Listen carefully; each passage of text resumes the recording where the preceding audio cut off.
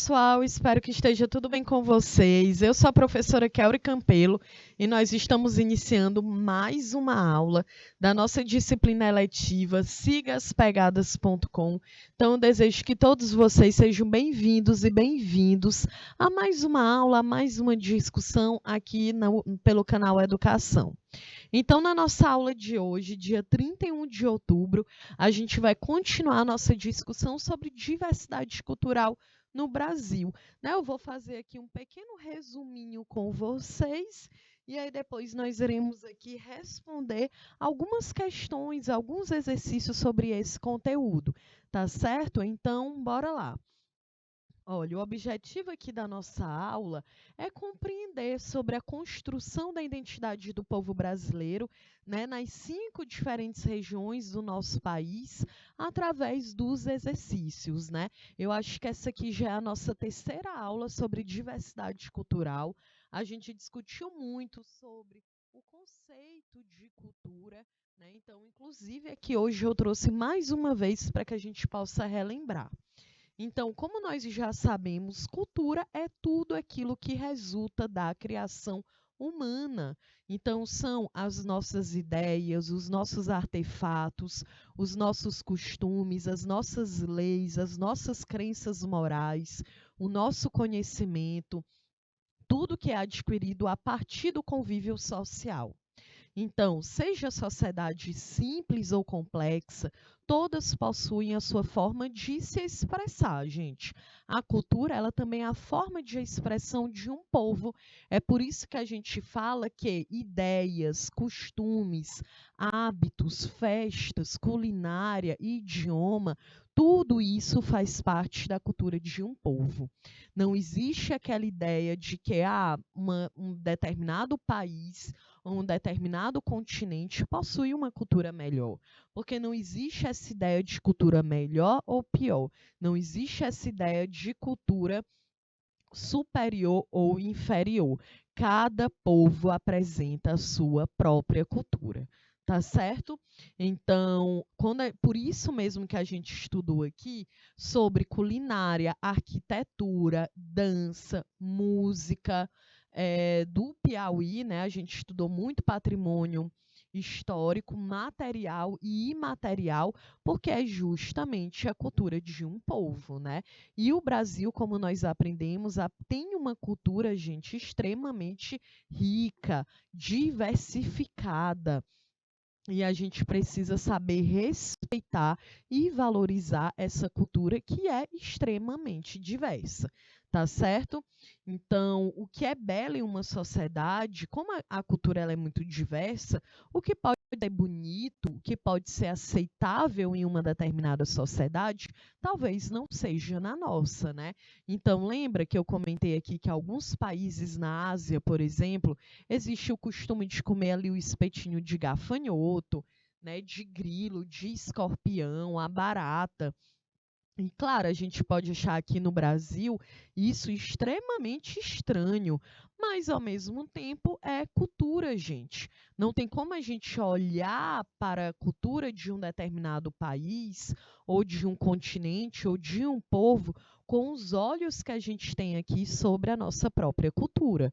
Né? É muito importante que a gente quebre essa ideia, porque a cultura ao redor do mundo ela é múltipla, ela é muito diversa. Né, da mesma forma que, ainda também dentro da Ásia, a Índia, né, pela questão religiosa, as pessoas não têm o hábito de comer ali a carne bovina. Já aqui no Brasil, a gente tem o hábito do churrasco, né? A gente quer comemorar, a gente come um churrasco. Então, é claro que eles também poderiam olhar com um olhar super recriminador, achar super estranho, mas é algo que é cultural do nosso povo. Então, é importante para a gente se ligar nisso, né? Cada povo apresenta a sua própria cultura. E é importante a gente saber respeitar, valorizar a cultura de um povo. né? Principalmente quando a gente olha aqui para o Brasil, lá em 1500, no início do século XVI, quando o Brasil ele foi ocupado e colonizado por Portugal, né? Portugal que vinha muito com aquela ideia de que cultura e civilização era o que se via dentro da Europa, né? Como se a cultura da civilização indígena ela fosse menor, ela fosse menos importante. E claro que não, né? Se entende assim, mas a Europa ela já tinha um determinado conhecimento científico, mas aqui na América a gente também tinha um conhecimento, só não era da mesma forma, né? Então a gente precisa justamente acreditar, respeitar e valorizar a nossa própria cultura, porque senão a gente fica aí, né, idolatrando a cultura de um outro território. Acontece demais aqui no Brasil, né? Porque parece que cultura boa e importante é a da Europa, a cultura incrível é a dos Estados Unidos da América e a tua cultura. Tu que vive na América do Sul. Gente, então, eu quero muito que vocês entendam isso, né? Aqui a gente vive na América do Sul. Parece também que a galera acha que a América é só os Estados Unidos, né? Gente, a gente está na América do Sul, na América Latina, né? Por favor, não saiam do ensino médio sem saber onde que vocês vivem, em que continente você vive. Porque tem isso demais, gente.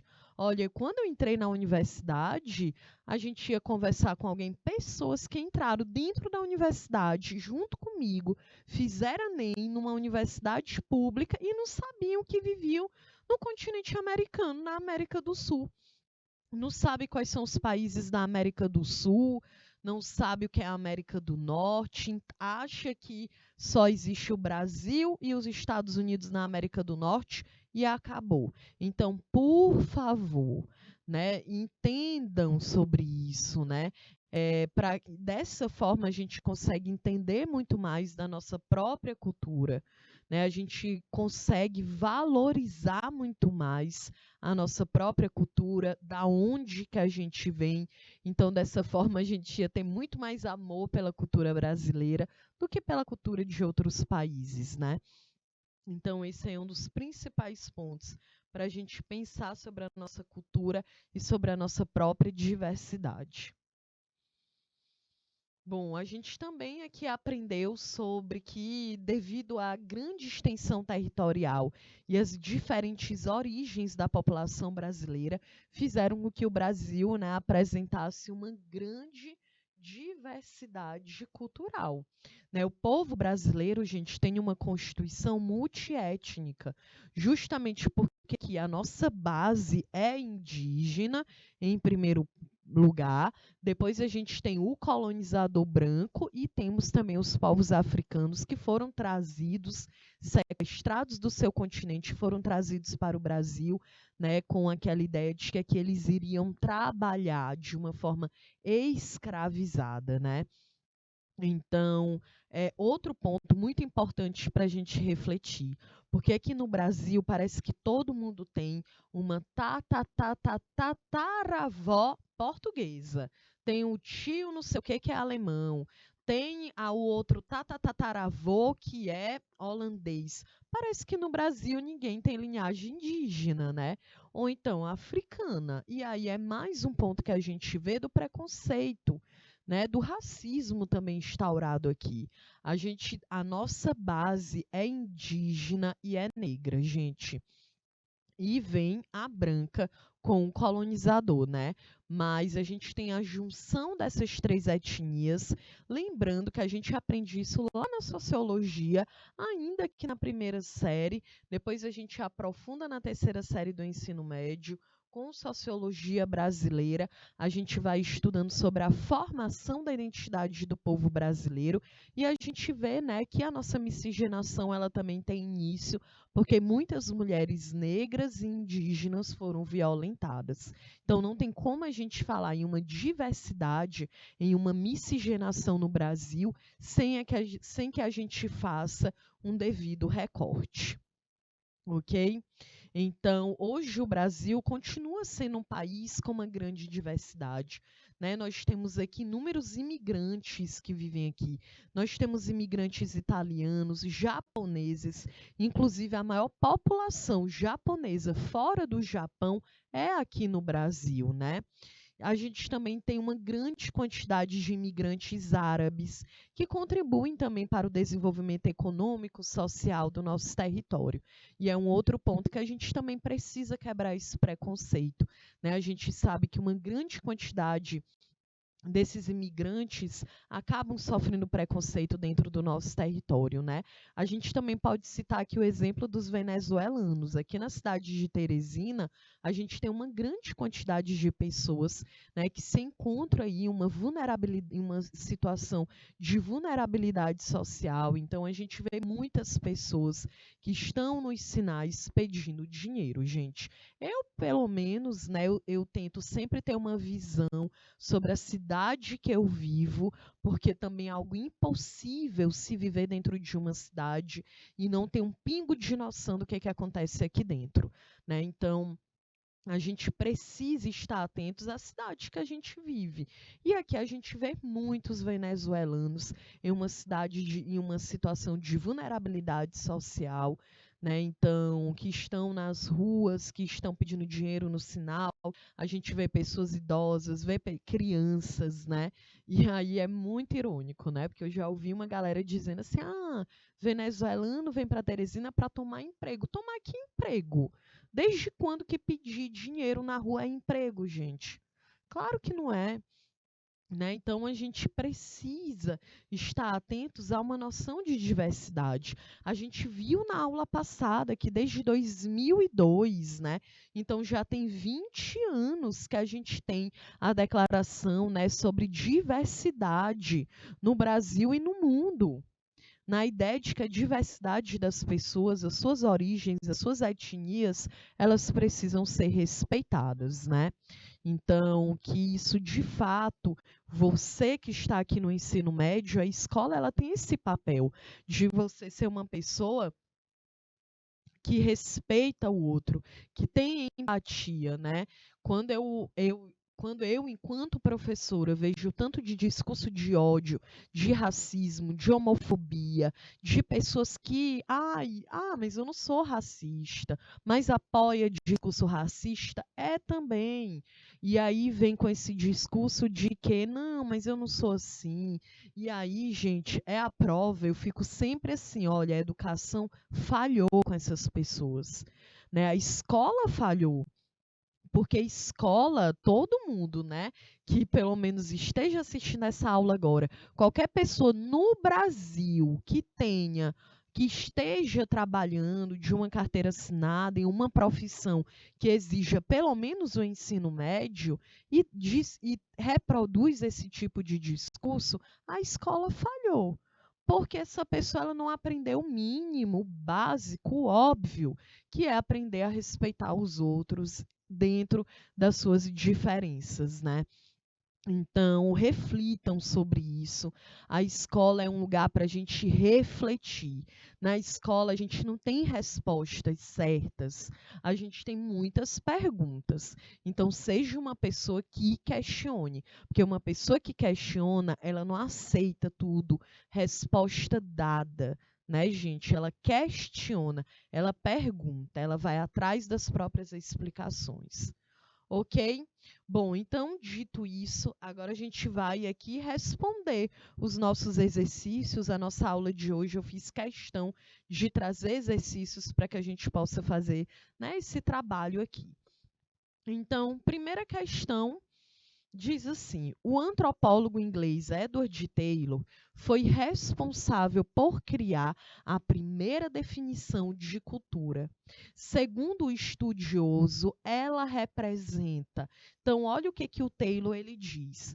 Cultura é o que? Ela representa todo o complexo que inclui conhecimentos, crenças, arte, moral, leis, costumes ou qualquer outra capacidade ou hábitos adquiridos pelo ser humano como membro de uma sociedade. Sobre o conceito de cultura, é correto afirmar. Bom, a questão bem simples, né? Porque ainda tem um texto para te ajudar a chegar em uma resposta. Então, letra A. A cultura é universal e definida pela política, economia e educação das sociedades que se desenvolve. Bom, primeiro ponto, quando diz que a cultura é universal, eu entendo o quê? Que a cultura ela se apresenta da mesma forma em todos os países do mundo, em todos os continentes do mundo. E a gente sabe que isso é falso. Por que não, né, gente? A cultura ela não é universal. Cada povo, cada civilização, ela vai apresentar a sua própria forma de cultura. Tá certo? Então, não, ela não é universal. Então, letra A, falsa. Letra B, a cultura é sinônimo de educação e envolve o saber sobre a arte, as leis e a moral. Gente, cultura, nós temos uma cultura popular, uma cultura erudita. Para que eu possa ter cultura, eu não preciso necessariamente frequentar um espaço acadêmico. Cultura, gente, é tudo que tem a ver com um povo. Então, uma pessoa que é analfabeta, aí tu vai dizer, ah, professora, ela não tem cultura? É claro que ela tem cultura, né? Ela sabe falar o português, ela vive dentro do Brasil, na América do Sul. É uma pessoa que ela pode não ser alfabetizada na educação formal, mas ela adquire uma outra forma de conhecimento. Conhecimento, gente, não é somente aquele que a gente adquire dentro de escola, não, né? Ou dentro de universidade. Porque se fosse assim, a gente não ia ter tanta gente ignorante nesse país que a gente vive. Então, cultura vai muito além. Cultura tem a ver com o povo, com a sua história, com a sua memória, com o idioma que fala, com o que se aprende, que vai passando de geração em geração. Então, letra B com certeza é errada, né? Então, falso. Letra C. A cultura é conjunto de tradições, de crenças e costumes de determinado grupo social. Verdadeiro, a questão está te falando. A cultura é um conjunto de tradições. Então, é um conhecimento que vai sendo passado de geração em geração. Por exemplo, a cajuína, ela está no livro dos saberes do IFAM, porque é um conhecimento que se tem apenas no Piauí, que é o ato de fazer a cajuína. Não existe nenhum outro local do país. Então, as pessoas que faziam a cajuína no Piauí do século XVIII e XIX, quer dizer que você aprende a fazer cajuína na escola? Eu nunca aprendi a fazer cajuína na escola. Então, não preciso ir para uma escola para aprender um determinado conhecimento cultural da região do país que eu vivo. Entende? Então, aqui, tradição vai passando de geração em geração. As crenças, né, do que eu posso considerar certo ou errado, porque isso também é cultura. Por exemplo, eutanásia. Né, a gente tem que jogar o tema polêmico. Eutanásia no Brasil é considerado um homicídio, mas na Colômbia, que é o único país da América Latina que autoriza a eutanásia, não é. Se entende que é uma liberdade individual. Então, se a pessoa está ali, tetraplégica, não movimenta do pescoço para baixo o corpo, mas tem capacidade intelectual de dizer, olha, galera, eu estou de boas, coloca aí um remédio que eu quero morrer, o governo entende o quê? Beleza, é uma liberdade individual sua. Você está tendo consciência, é isso que você quer? Está permitido. Está vendo como é questão de cultura?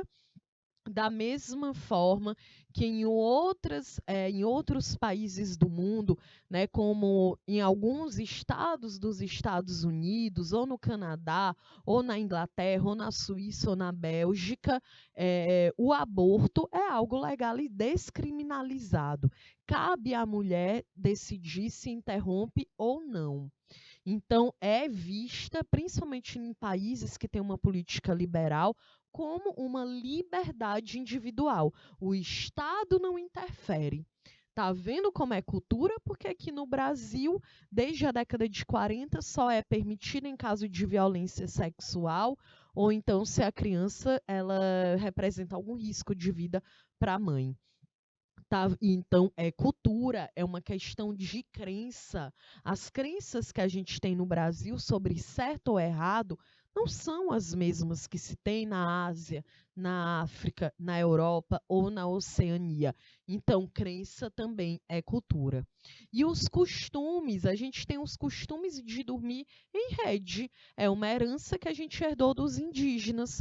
Tu não vai para a Europa para ver alguém dormindo em uma rede.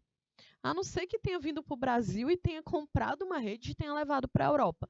Porque lá não tem esse costume, não tem esse objeto.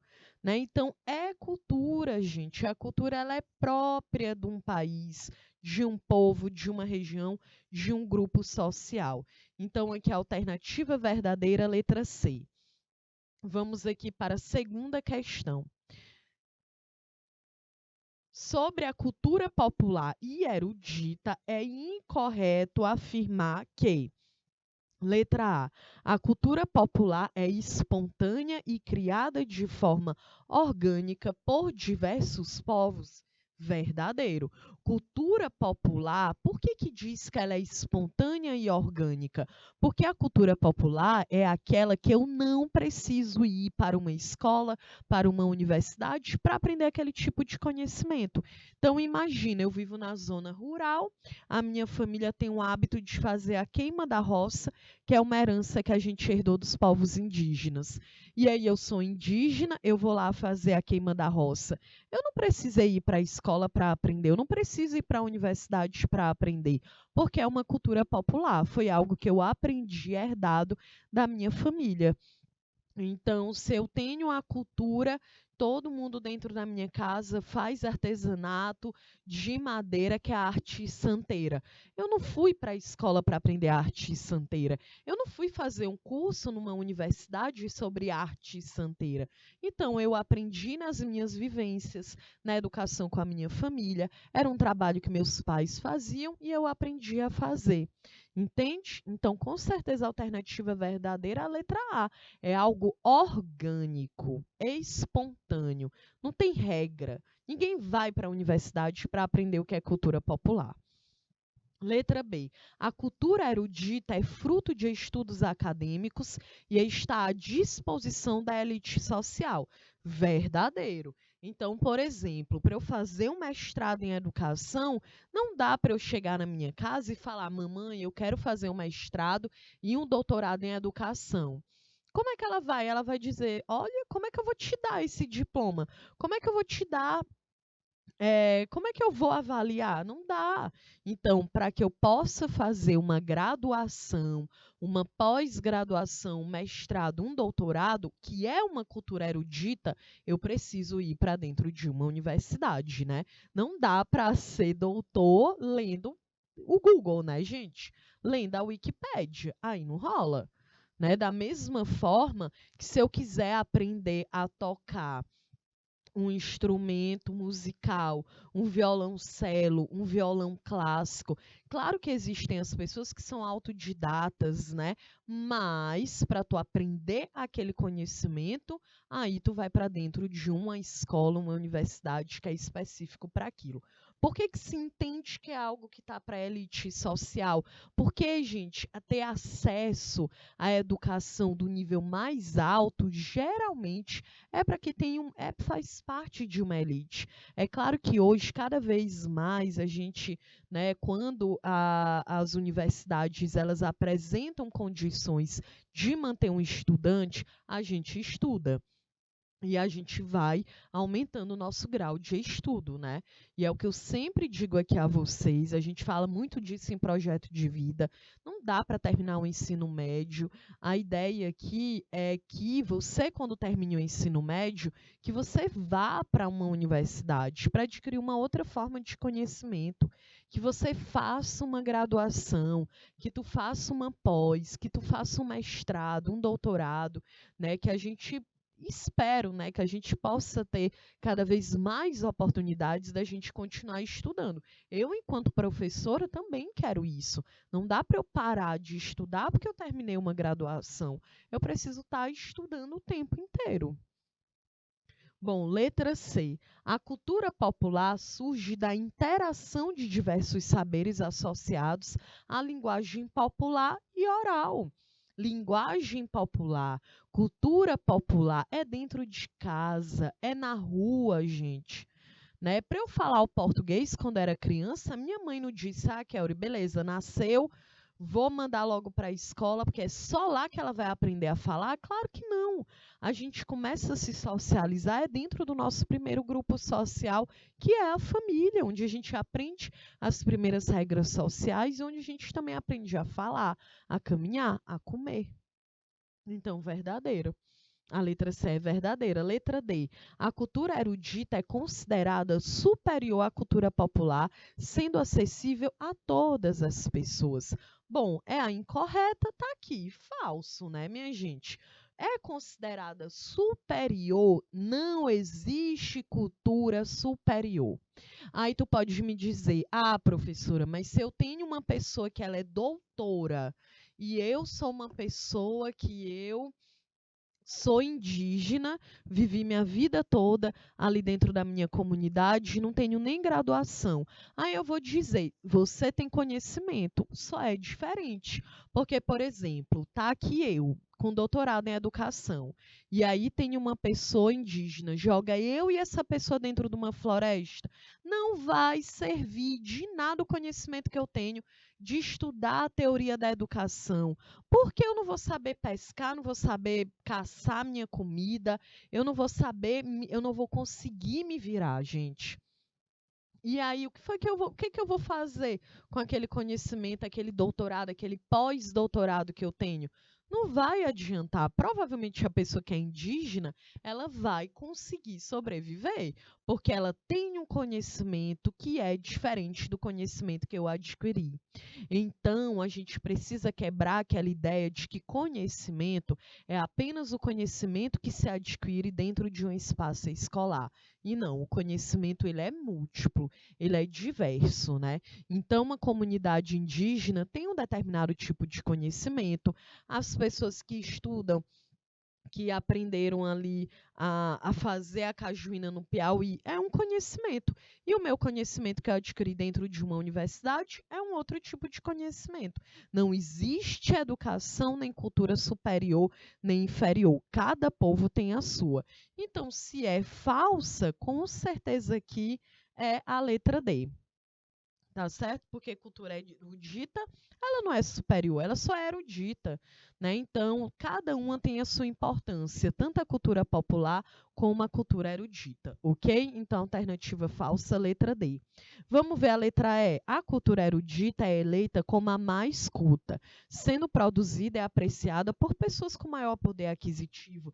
É claro, né, gente? Porque existem diferenças sociais. Então, é claro que vai colocar uma diferença entre uma pessoa que é analfabeta e uma que é doutora. Pronto, existem essas diferenças, né? Então, tu vai considerar a pessoa que é mais culta, a que tem só uma graduação ou a que tem um doutorado? A gente acaba levando em consideração a que tem um doutorado. Lembrando que uma pessoa que tem doutorado, ela é doutora em um único conteúdo. Ela não é doutora em absolutamente tudo. Ela não tem informação sobre tudo, né? Talvez uma pessoa curiosa que procura informações aleatórias no Google tenha muito mais do que uma pessoa que é doutora. E quando eu falo doutora, gente, não é a advogada, a médica que te atende, é a pessoa que tem o doutorado, né? Por favor, não vem com essa história de dizer que advogado é doutor, porque o Dom Pedro I deu essa, agraciou, é doutor. A gente está no século XXI, não estou no século XVIII nem no XIX, né? Por favor. Então, aqui a alternativa verdadeira, letra D. Verdadeira não, falsa, porque é justamente a incorreta, tá bom? E a última é verdadeira. Terceira questão, Darcy Ribeiro, perfeito. Tivemos uma aula aqui sobre Darcy Ribeiro. Olha o que ele diz. Todos nós brasileiros somos carne da carne daqueles pretos e índios supliciados. Todos nós brasileiros somos por igual a mão possessa que os supliciou. Isso aqui, gente, é um dos textos mais fortes do Darcy Ribeiro. Porque olha o que ele diz, né? Todos nós, toda a galera que é brasileira, sofreu e fez sofrer as violências da colonização. A doçura mais terna e a crueldade mais atroz aqui se conjugaram para fazer de nós a gente sentida e sofrida que somos, e a gente insensível e brutal. Olha o que ele diz, que nós sofremos, mas que a gente é insensível também, que a gente é brutal também. Descendentes de escravos e de senhores de escravos, seremos sempre servos da malignidade destilada e instalada em nós, ou seja, da maldade, da crueldade, tanto pelo sentimento da dor intencionalmente produzida para doer mais, quanto pelo exercício da brutalidade sobre homens, sobre mulheres, sobre crianças convertidas em pasto de nossa fúria.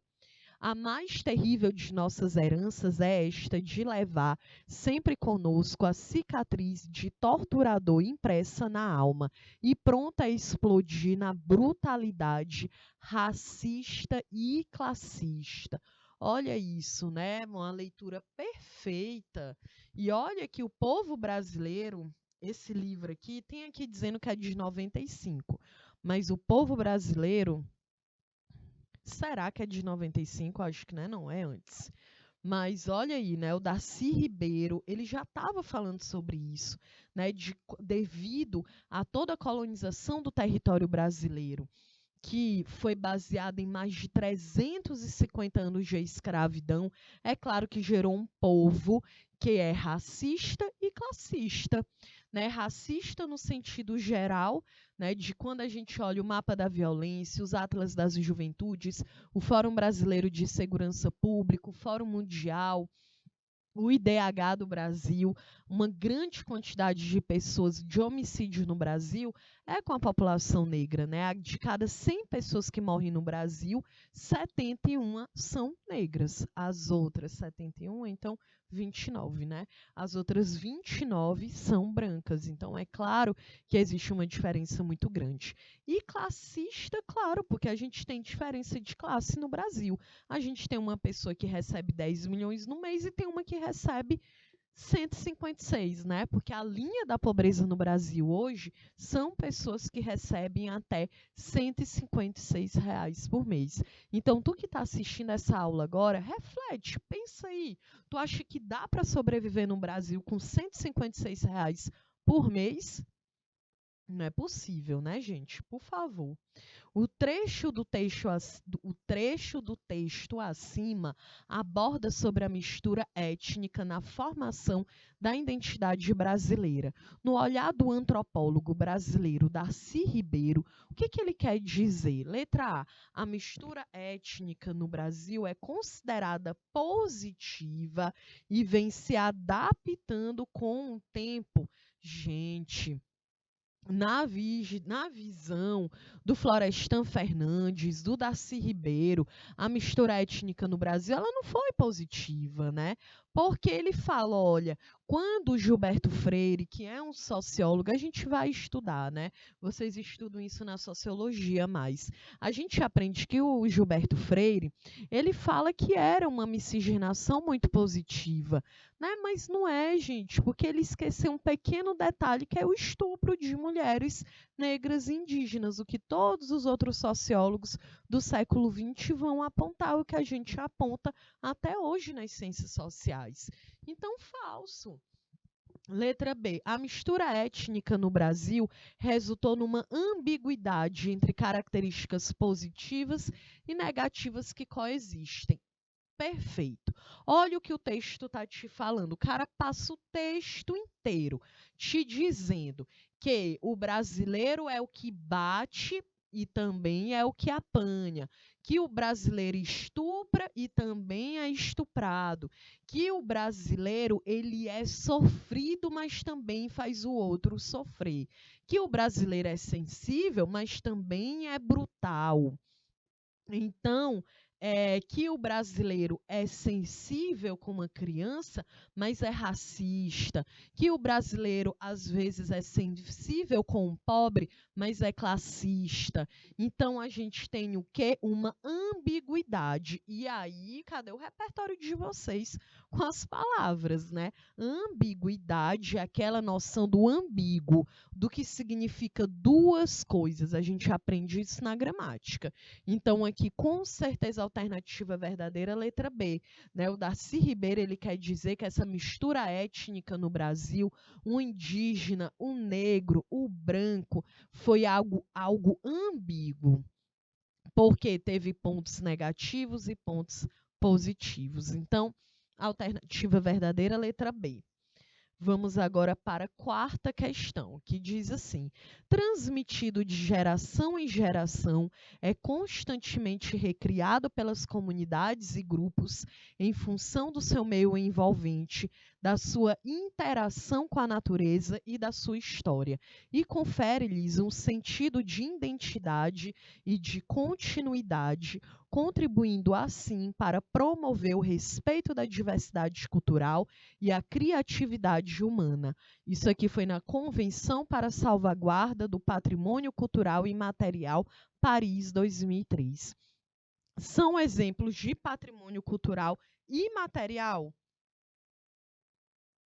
exceto danças e rituais é imaterial, lembra? A gente teve uma aula só para falar sobre isso.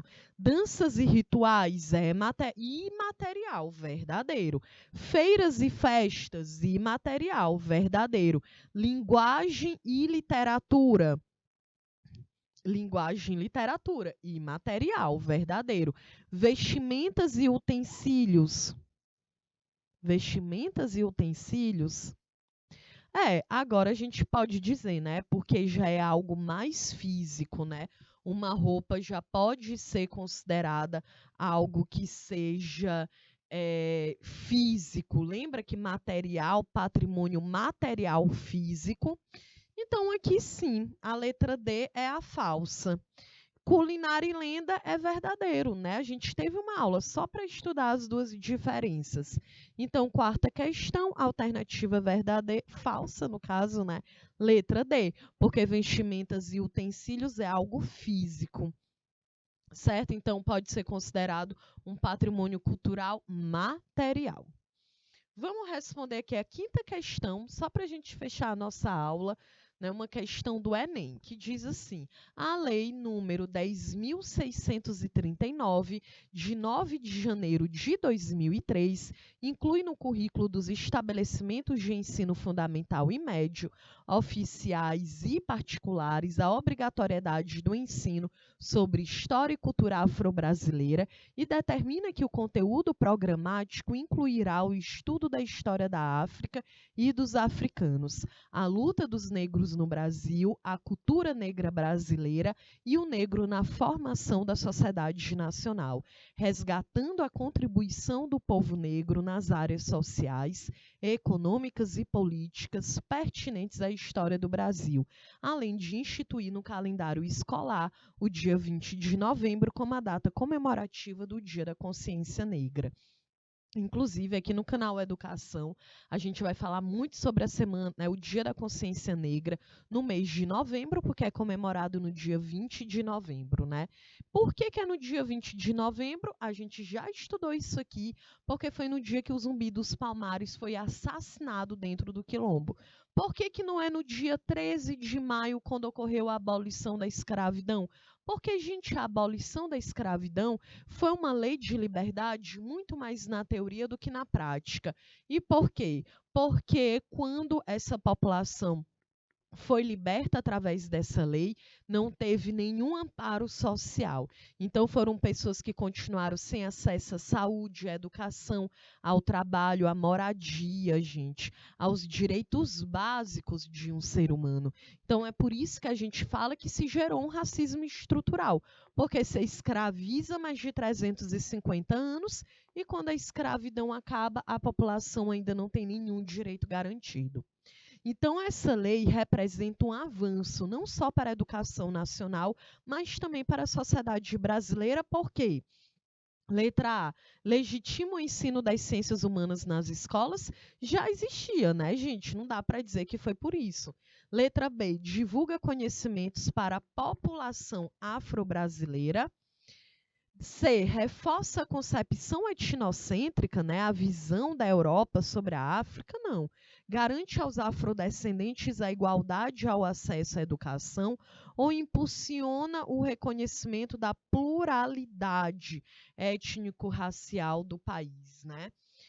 Deixa eu ver. Tu poderia ficar na dúvida da letra A, não. Letra A, não, porque legitima o ensino das ciências humanas. A gente já tinha o ensino das ciências humanas nas escolas, né? Lembrando que quando a gente passa o período de ditadura militar de 64 a 85, aí a gente tem, né? História, sociologia, filosofia retirada do currículo, porque afinal de contas, ditadores não querem que a sociedade pense, né? Então, e a gente sabe que essas são ciências que fazem a gente refletir sobre o mundo que a gente vive, né? Então, B, divulga conhecimentos para a população afro-brasileira. Gente, esse conhecimento é para todas as pessoas, para que a gente tenha consciência. E por que a gente estuda sobre cultura afro-brasileira? Gente, o Brasil é o país mais negro do mundo fora da África. A Nigéria é o primeiro país mais negro do mundo, é dentro da África, e o Brasil é o segundo país mais negro do mundo fora da África, justamente porque nós recebemos mais de 6 milhões de africanos que foram colocados na escravidão. Então, é claro que essa lei ela impulsiona o reconhecimento de uma pluralidade racial no nosso país. Então, a alternativa verdadeira, letra E. Ok? Então, nós chegamos aqui ao final da nossa aula. Eu espero que você tenha gostado, que você tenha conseguido entender como é importante a gente reconhecer e valorizar a nossa própria cultura, tá bom? Então, eu sou a professora Kelly Campelo, a gente se encontra na nossa próxima aula. Foi um prazer estar aqui com vocês. Beijos e até mais.